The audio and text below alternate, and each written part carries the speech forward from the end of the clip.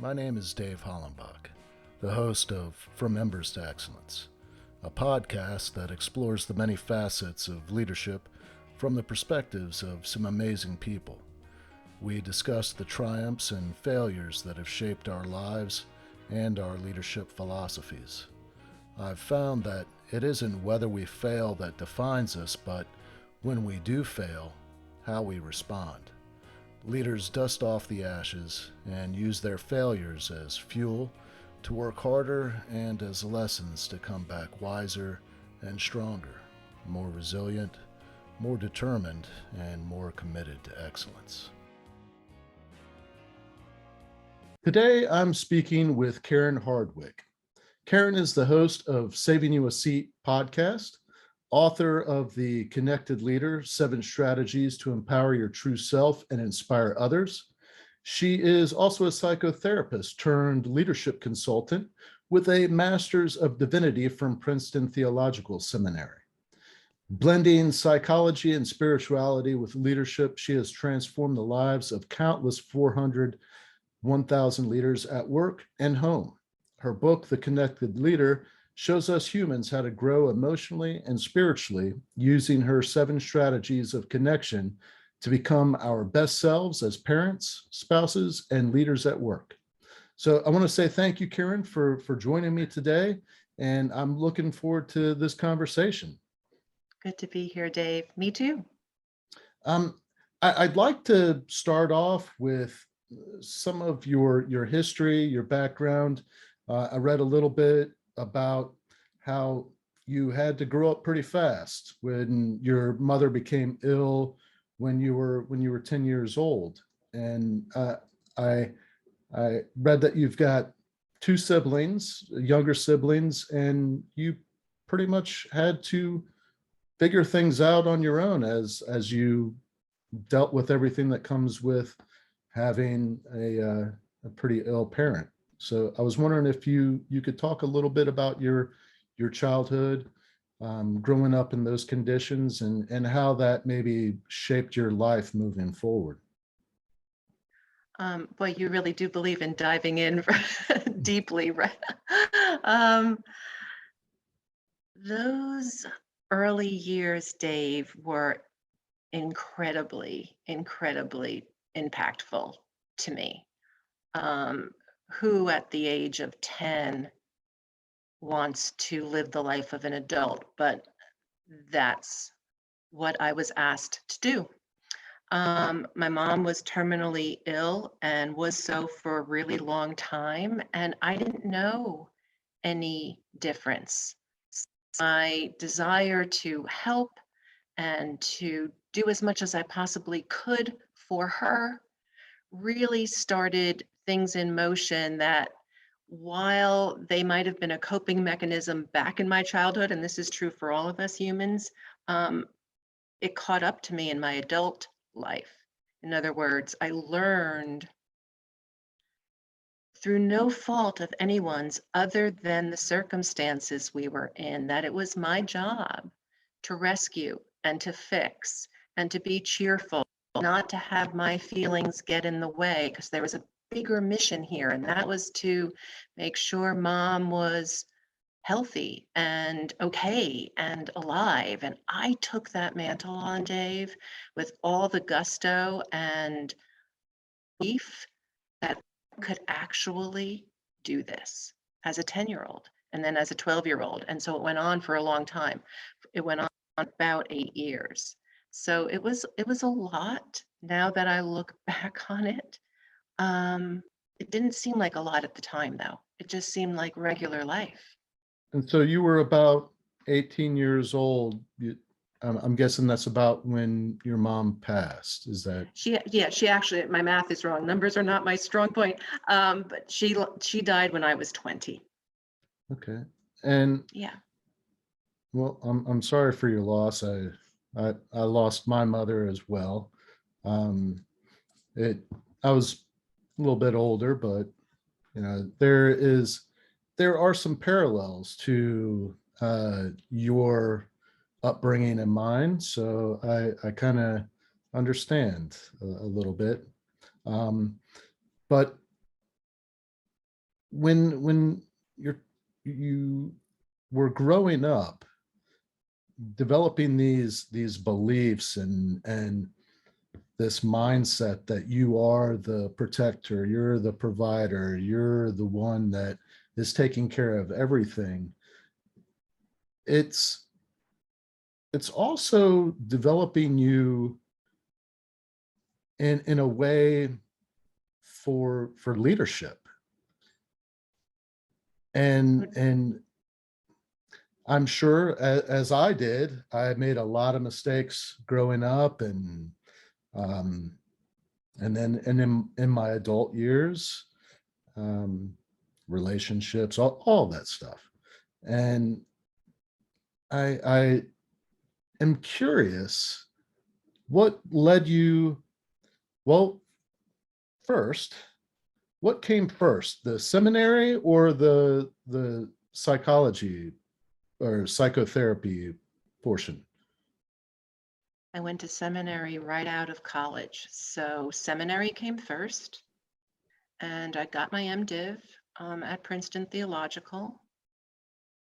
Decided not to be ordained as an Episcopal priest. Realized while I was in seminary that I didn't want to work on Sundays, and that the church for me was a really important part of my life. And that was one of the cornerstones of our growing up years. It was a safe haven. It was the community. It was the source of connection. My mother was a devout Episcopalian and a faithful believer in Jesus.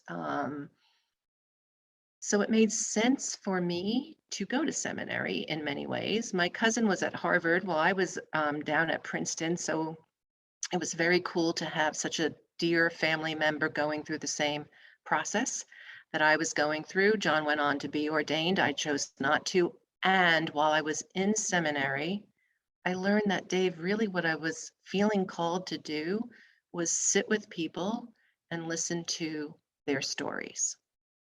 It was a great way for me to get clarity about mine. So when I was in seminary, I also went into therapy for the very first time. So that was eye-opening and awakening. And I learned to start putting the pieces together of my family system and what that meant and the impact on me. So the puzzle pieces started to fit. And as they started to fit, I got clarity about, I want to do this. I want to help people hold their stories lightly with self-compassion. I want people to move through the really tough fires and gain some sense of their own resilience. And I want to help people understand that we all have dark sides, we all have shadowy pieces to ourselves, and that we can come into the light with grace and redemption and lead ourselves and connect more deeply to other people as a result. I'm curious, in your personal journey, at what point did you come to the realization that you had to give yourself some grace? Oh, wow, that's a great question. It wasn't until much later, actually. What I was working on when I was, a graduate student in my 20s, was more about a cognitive understanding that what happened happened, and it had an impact on everybody in the family, and we all had a role to play, and we all played that to the best of our ability, and that we have to learn how to put those roles down so that we can move into our adult life as free as possible from that. So I understood the concepts, and I understood very much so, having been a recipient of and also a giver of what forgiveness is really, how you really experience forgiveness. But I have to say that it really wasn't until later in my life that I truly understood the power of grace, that it's completely unearned. It's not related to anything we do. It's because in my experience, it's because we are beloved by God. And I think as we live and as we make mistakes and as we realize no matter where we go to school or what our upbringing was like or what our level of success is like in our adult life, we are human beings having a very messy time of it down here. And grace for me has become this concept of how I tether myself to the idea that we are all doing the very best we can. Sometimes it's not good enough. We make mistakes. We do harm to other people, but how do we learn from that? We do harm to ourselves.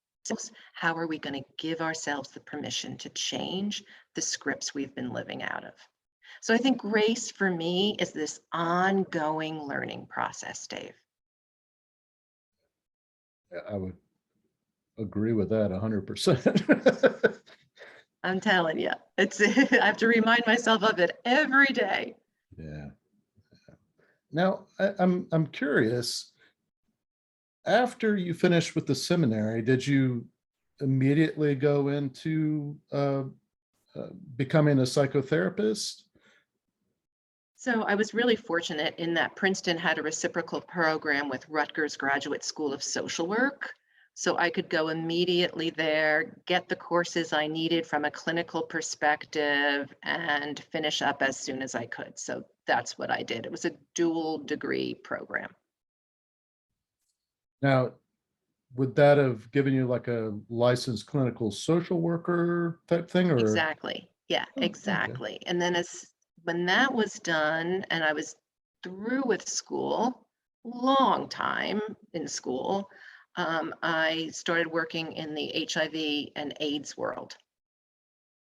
So that's kind of where I was forged by fire, and had a clinical practice on the side and practiced as a psychotherapist for a number of years. And then from there, like, can you tell me a little bit about the transition into really developing leaders? And it seems like that's really what you have a passion for. Yeah, I do. And I do believe, Dave, that leaders are anyone who have people entrusted to their care. So in my book, The Connected Leader, I do expand the moniker of leaders, believing that, again, parents can be a leader. Teenagers can be leaders. Children can be leaders. Leaders are not just found in the halls of corporations and organizations, right? They're not just in the military. Leaders are anybody who has people entrusted to their care and who can help those people soar into being their most true self. So I do have a passion for leadership, and I do believe that stay-at-home parents are leaders. And so the whole idea of leadership is about helping those of us with people entrusted to our care be the very best we can be so we can inspire others to truly soar. In your book, you talk a lot about connection, and that being really the the foundation for good leadership. Can we talk a little bit about, quote unquote, the connection? Sure. So, as I know you know, we are wired neurologically to connect. Our brains crave connection the same way our brains crave water, food, protection. The challenge for us human beings is to learn how to connect in ways that are healthy and that nourish our souls and help us to be relationally healthy and emotionally strong. How to do that in a world that oftentimes teaches us to connect in unhealthy ways. So addiction is at the highest it's ever been. Depression, anxiety is upticking on a daily basis. We are living in a world where stress and burnout and bored out and restlessness are all just nipping at our heels constantly. And people are looking for all kinds of ways to connect, and some of those ways are unhealthy. So I invite people to figure out how to connect in really healthy ways. And I don't think we can connect to people in really healthy ways, Dave, until we learn to connect to ourselves in really honest ways, where we learn to accept the power of our stories, where we find the treasure in our stories, the wisdom in our stories. We learn to rise up with resilience. We learn that we're forged by fire. But what does that mean? And how do we share that wisdom with other people? So connection for me, in terms of leadership, is where it's really at. Because that's when we get to create the really safe, psychologically safe places for our people. So they too can soar and be inspired and find the empowerment deep within them. So you just said something that we've got to learn how to connect deeply with ourselves and our truth. And can you talk a little bit about that and how you would first go about doing that? So it's different for everybody. There are some best practices, if you will, that are incredibly helpful. So what does it mean to connect with ourselves? And when I take people on this journey, and when I look at my own ongoing journey, what I do know to be true is we have to have courage to do the work. To do the work on ourselves is the most courageous work there is to do.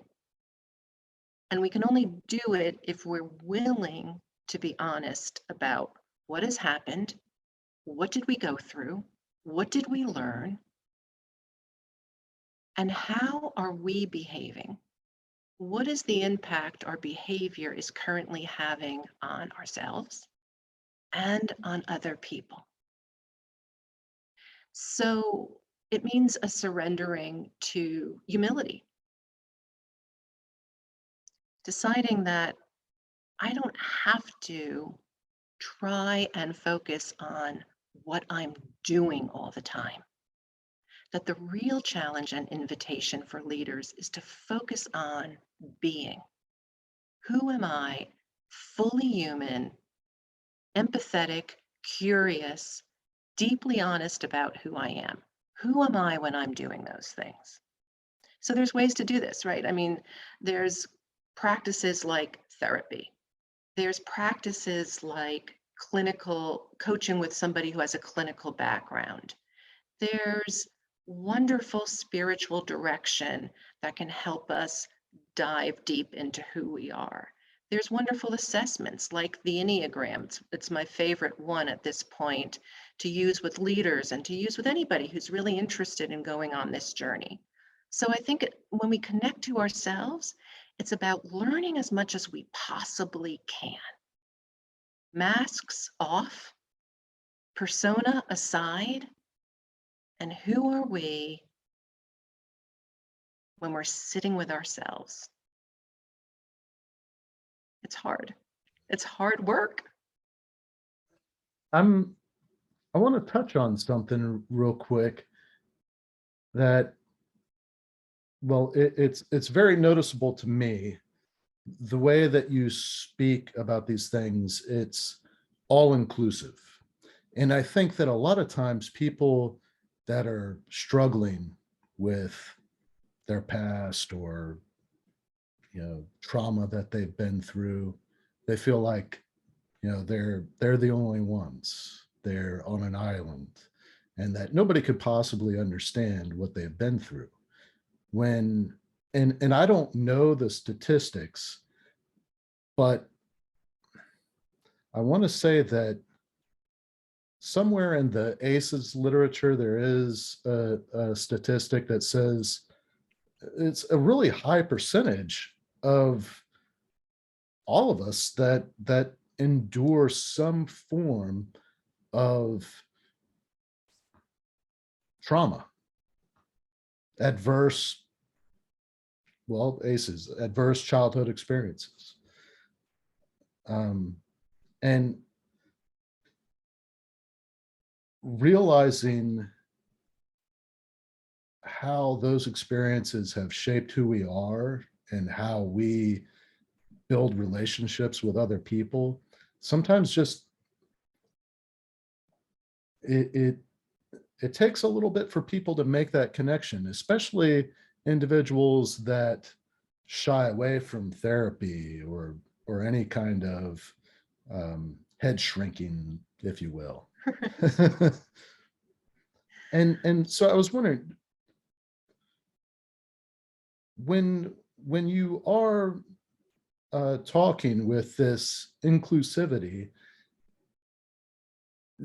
are you aware of a statistic, or is it just in your experience everybody's got some baggage and that's just a fact?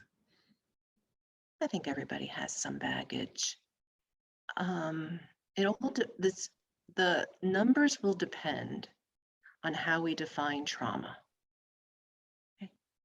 So there's conversation around trauma with a big T and trauma with a little t.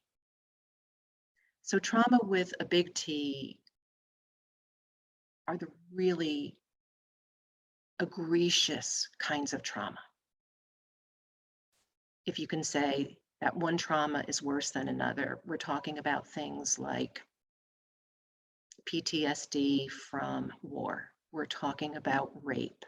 We're talking about, the kinds of poverty that is mixed with violence. Big, big trauma. And then there's trauma with a little t.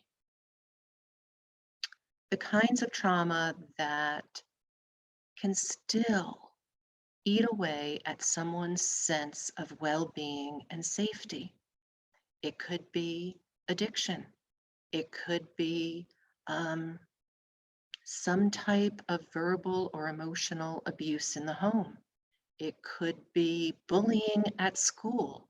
It could be a tremendous loss, the death of a loved one. We all have something that shakes us to the core. Some people have a whole lot more, boatloads of it. Some people, it seems like they have a very small dose of anything that smacks of trauma, loss, pain. And I do invite people, Dave, very much so, not to live in the pain and not to go looking for it, but to be conscious of it, because what we resist persists. And what we don't own, what we're not willing to look at, I tell you, is down in the basement, working out with weights and getting stronger. So anything that we can raise to a conscious level and accept it lovingly with a lot of self-compassion, the chances are, as we do that, we will live happier, freer, more joyous lives. And I think that kind of leads us into your 7 strategies, where, well, first, the one is connecting consciously, but not, and I think you mean not just connecting with the people that you're leading, but connecting with yourself in order to better connect with those people that you're leading. Yeah, I think connecting consciously becomes a lifestyle. And nobody does this perfectly. Every day it's about progress, it's about growth, it's about mindfulness. It's certainly not about perfection. I mean, sometimes by the time 8 a.m. rolls around, I've already made mistakes. I already want to start the day over. So this is not about perfection. It's about being conscious and in the moment and aware. So connecting consciously is about a lifestyle. How can I grow my relationship with myself? And as I do that, how do I come more into contact with a spiritual practice that is meaningful for me? Everyone has a different sense of what that is. And with those two tools, connecting with self and connecting with a spiritual practice, my ability to connect in healthy ways with others is significantly increased. And we need that in the workplace so very much, because I often say we're not leaders having a leadership crisis. We are leaders having a human being crisis. And we can't MBA our way into leadership anymore. Yeah. Well, one of the things that really struck me in the second strategy, listening deeply. So when I'm teaching leadership, I talk about the foundation of all good leadership is communication. And you find that the best communicators listen twice as much as they're talking. So, and when you're communicating, you're connecting. So I feel like we're on the same page, just maybe approaching it with different terminology. No, I really Semantics. appreciate that. Yeah, I really, really appreciate that, Dave. I think we are on the same page. It seems like you come at leadership from a very mindful, thoughtful approach. I can see it in you and I can feel it in you. Well, I'd like to maybe dig into that strategy on your end, how you help people, because I think a lot of times, and this is in my personal experience, where I've worked for countless people that never wanted to hear what I had to say. And it was, they wanted to have that authority and tell me what I was supposed to think and what I was supposed to do and how I was supposed to approach this, that, and the other thing. And it was extremely frustrating. And I learned very early on in my career that that was not the kind of leader that I wanted to be. And if you, I mean, you can look throughout history. I mean, even back to like the Stoic philosophers, that they tell you, you know, you have two ears and one mouth, therefore you should listen twice as much as you speak. And um, how do you coach somebody to be a better listener? Mhm.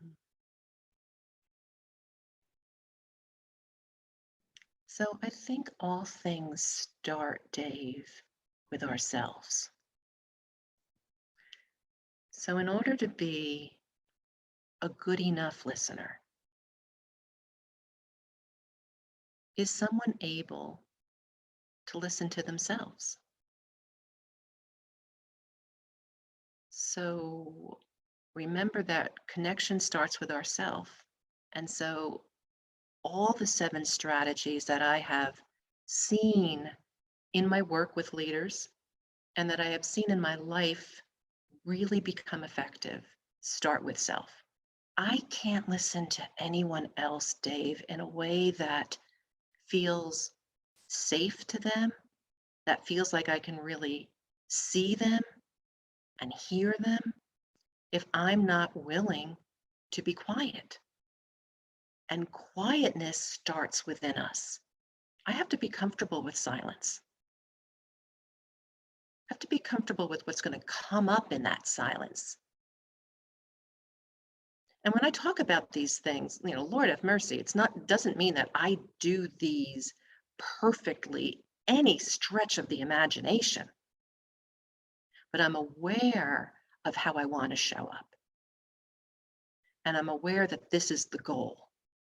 And that I'm aware that when someone does this, it's magic. So listening means setting the table for silence and space. And I love what you said about how frustrating it was for you when people you were working for thought they had to be talking all the time. And I think people talk for a number of reasons.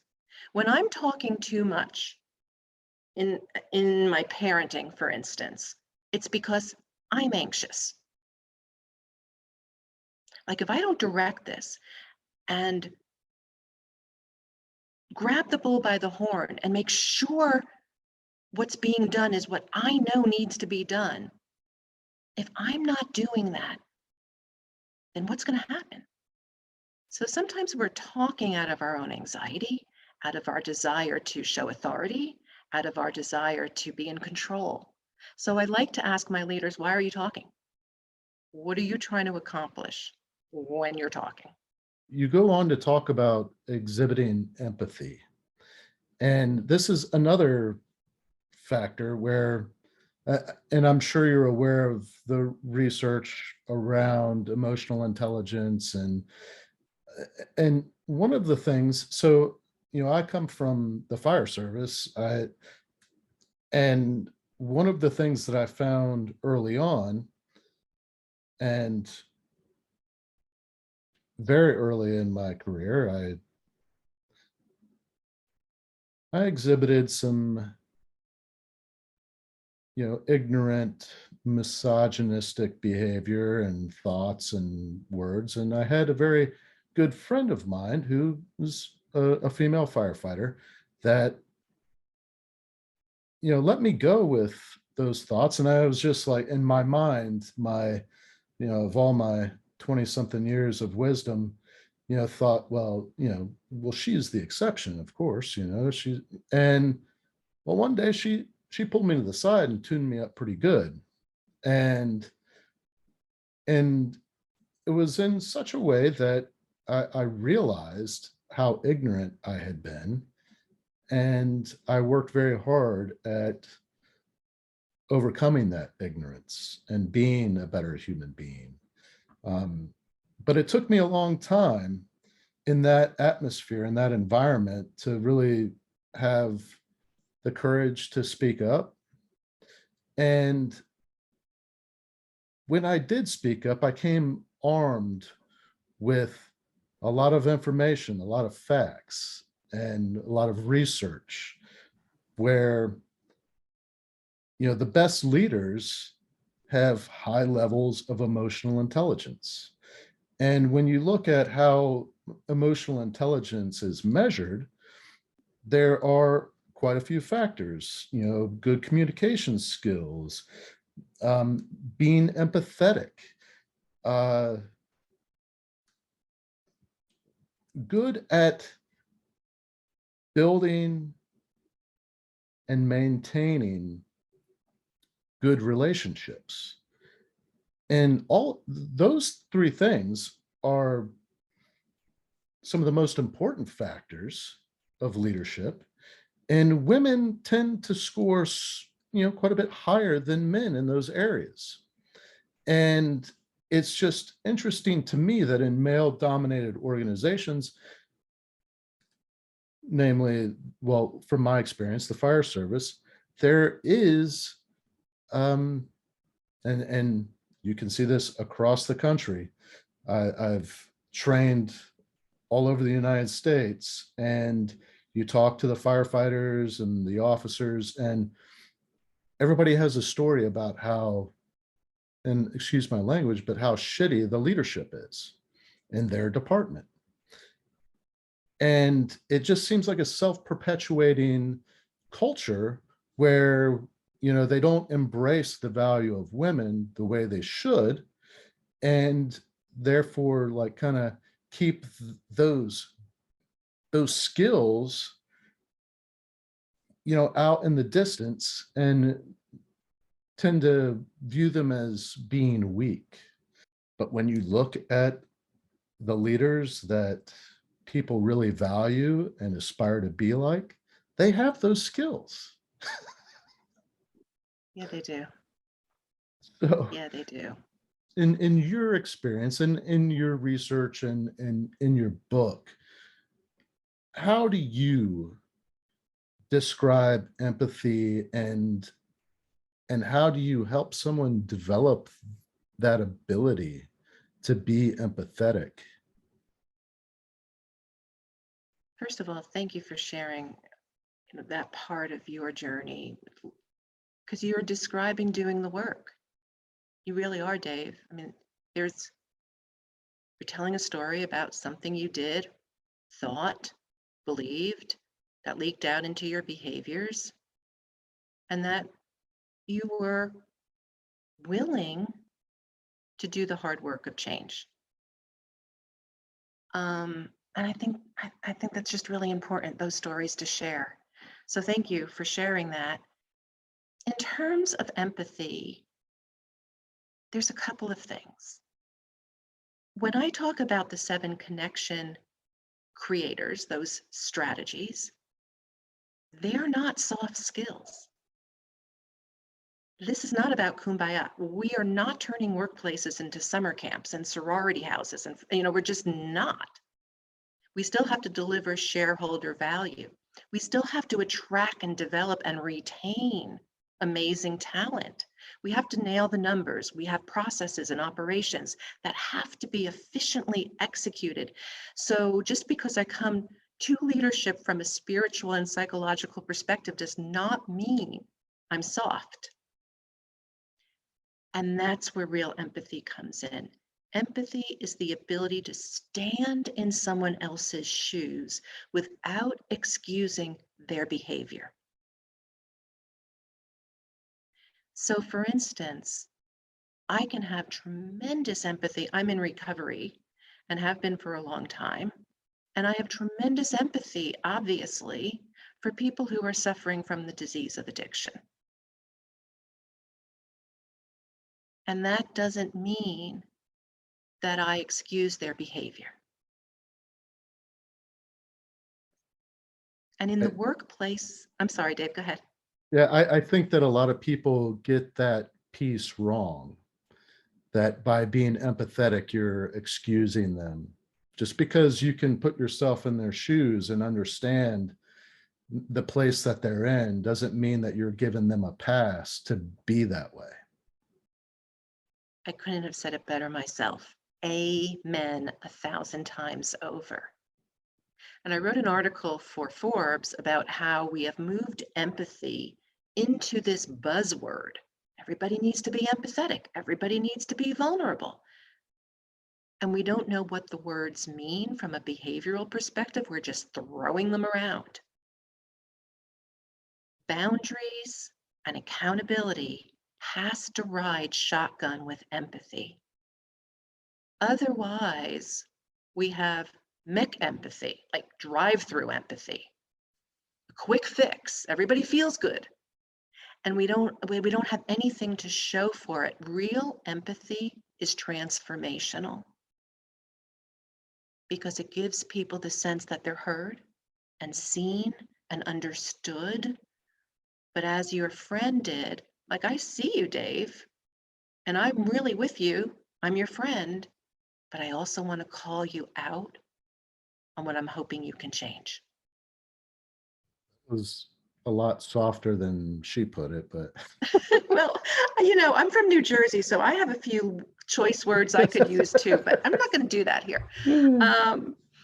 So again, with all of the connection strategies, Dave, it's so important that they begin with ourselves. Same is true for empathy. We cannot give what we don't give ourselves. So we have to show ourselves empathy. This is where grace comes in. We have to hold our mistakes lightly and also move toward change, healthy growth.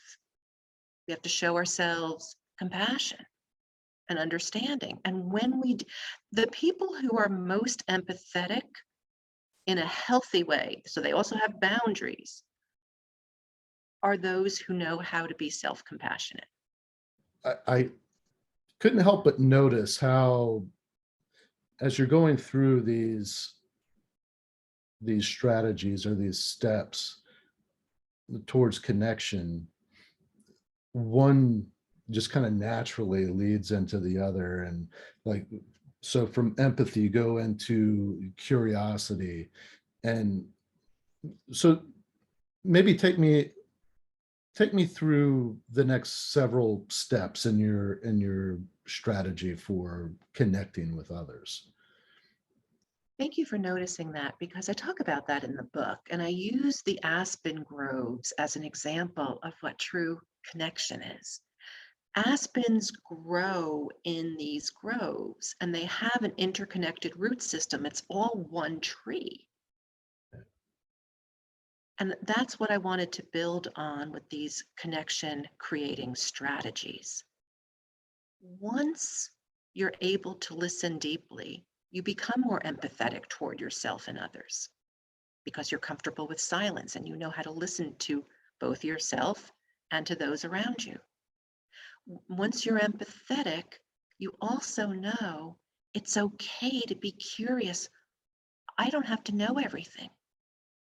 I can gently ask someone else questions that help them open up, not that pushes them back on their heels. We don't want to ask questions in a way when we're building connection that makes people feel like they're on the witness stand. So we're not questioning people, we're asking questions that help them to open up because we care about them. And because the other part about curiosity is we don't have to know everything, right? I don't know about you, but the more I live, the less I know. And I am really getting comfortable with saying, I don't have a friggin' clue. We will just figure this out somehow, whether it be personally or professionally, we will figure this out. So curiosity means that we are also humble, that we have stepped into that beautiful place of humility where we know our gifts, we know where we're strong, but we're also able to say, I don't know everything. I'm making myself open and available to others and to learning.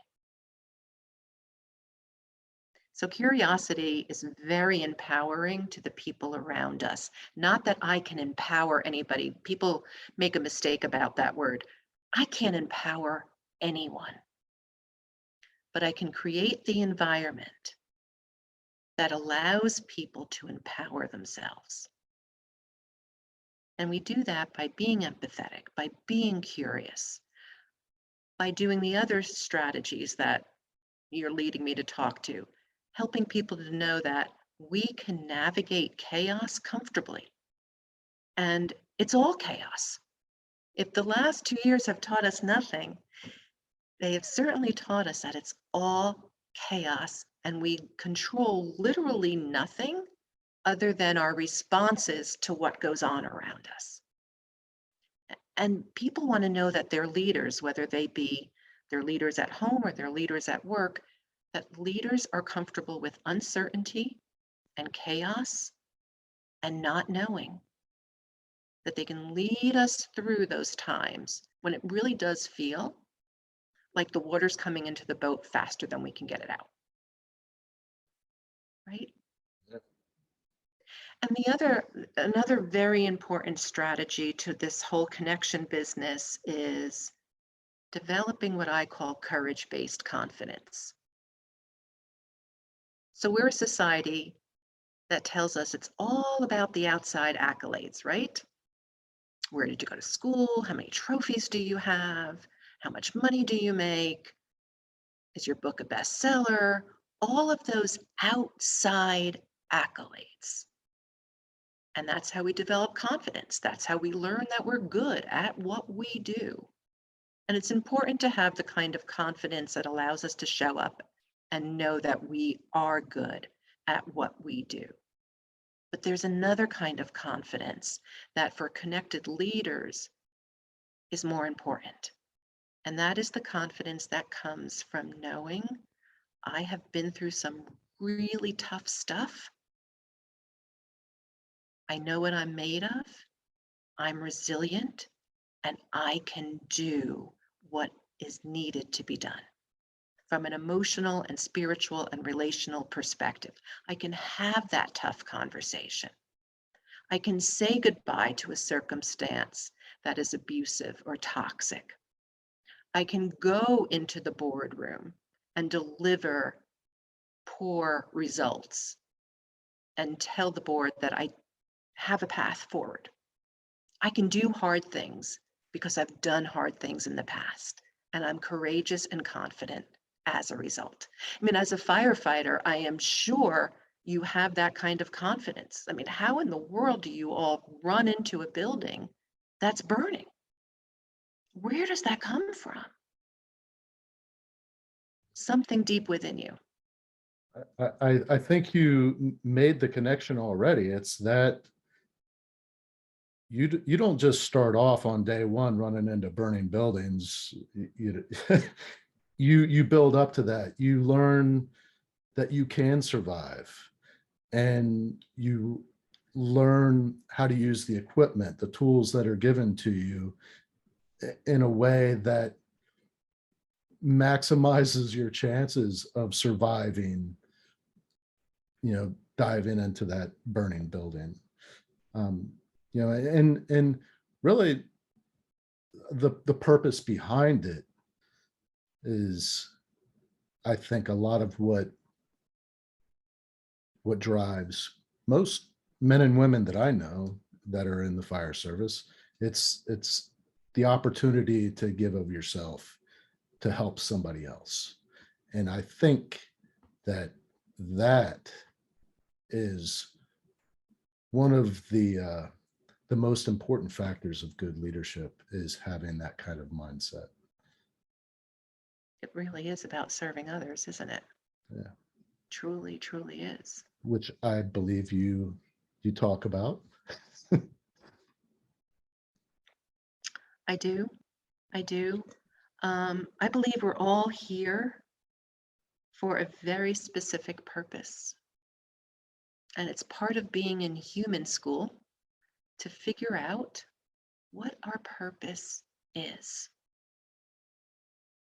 And I do believe that we are all called to serve others at home, in the workplace. Some people have bigger platforms for that.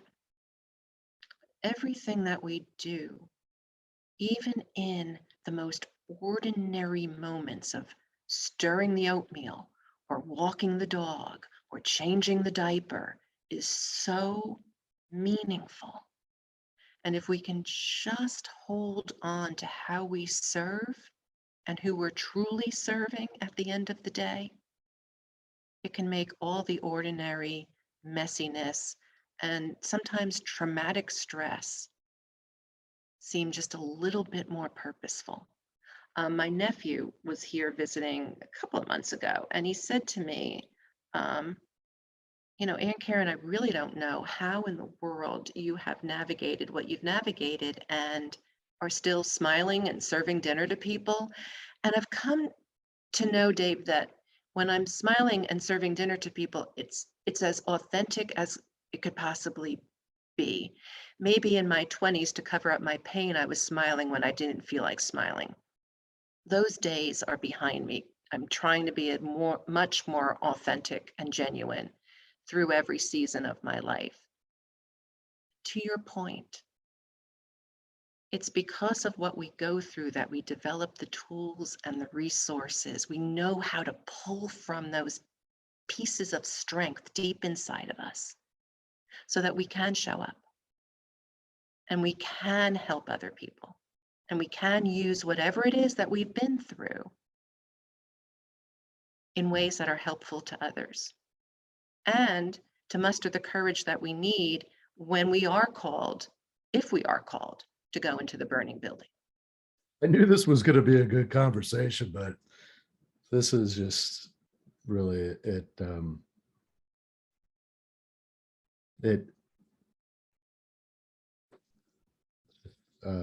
very moving, um, very, very meaningful. I really enjoyed talking about your book. and and your experiences, and really seeing how you've gone from where you were to where you're at now, and how you've been able to use your past traumas as well, I think as a way to be able to connect and empathize with others. And that I just, I think that leaders, it doesn't matter the organization or what have you, if they can harness that, gosh, the world would be so much better.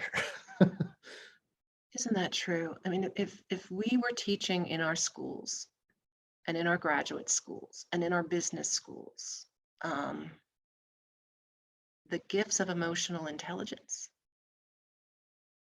if we were asking leaders in government and nonprofits and our religious communities and corporations to do the hard work of their inside work, I don't think we would be suffering as much as a culture, because we are suffering terribly right now. Our culture has that big T, that big trauma on it right now. I really liked the analogy of the aspen tree. I So my brother, he lives in Colorado, and whenever I go out and visit, we go hiking and stuff, and just the aspens are so beautiful. And to have that knowledge that they're all one organism because of that connection in the root system, it always reminds me of Marcus Aurelius and him talking about the beehive, and how we are all connected. All humans are connected, past, present, and future. We're all connected. We're all here to play a part.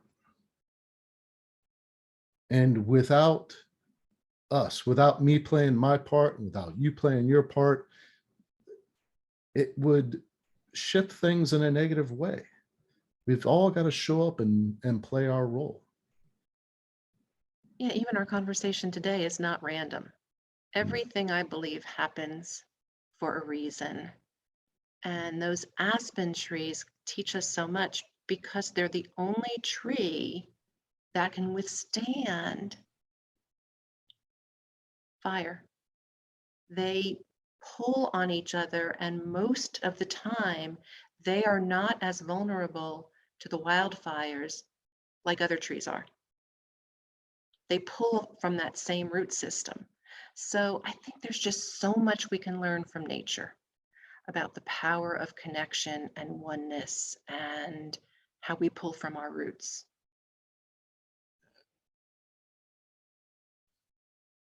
Beautifully said. Well, Karen, thank you so much for allowing me to have this opportunity.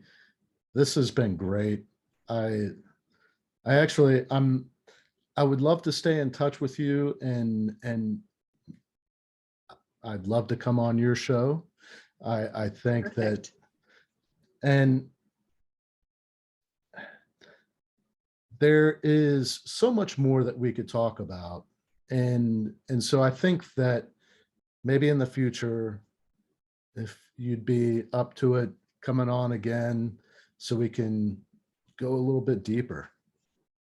I would love that, Dave. I'm looking forward to reading your book very much. Love to have you on our show, Saving You a Seat, and to continue this conversation in any way that makes sense, because I've really, really enjoyed this. Every now and then you have a conversation, and in my line of work, it's more than every now and then. It's on a daily basis where you're like, that was awesome. That was worth the price of admission. Like, this happened today for such an amazing reason, and it made my day. It, So thank you. it made mine as well. Thank you. And before we go, for all those listening that want to connect with you, want to buy your book, how best would they connect with you, and what's the best place to get a copy of your book? Um, my website is karenjhardwick.com, and on there you can find out everything that you need to know in terms of social media. I'm on Instagram, I'm on LinkedIn, and the book is available wherever books are sold. We have a page called connectedleaderbook.com, and that will give a lot of information and also point people to online retailers. So that's where they can find us. And also there is a link to your podcast on your website as well. So I will Yes. I will have that in the show notes. So thank you again. This was fantastic. Thank you, Dave. It really was wonderful for me too. Appreciate it very much. Thank you for listening to this episode of From Embers to Excellence. Please like and subscribe to my YouTube channel. Follow me on your favorite podcast platform and visit hollenbachleadership.com for additional content. My goal is and always will be to add value to as many people as possible. So if I can be of any assistance to you or someone you know, please connect with me via email or on one of my social media accounts, linked on the homepage of my website. Remember, our failures don't define us unless we let them, and the only true measure of a leader is the success of their team.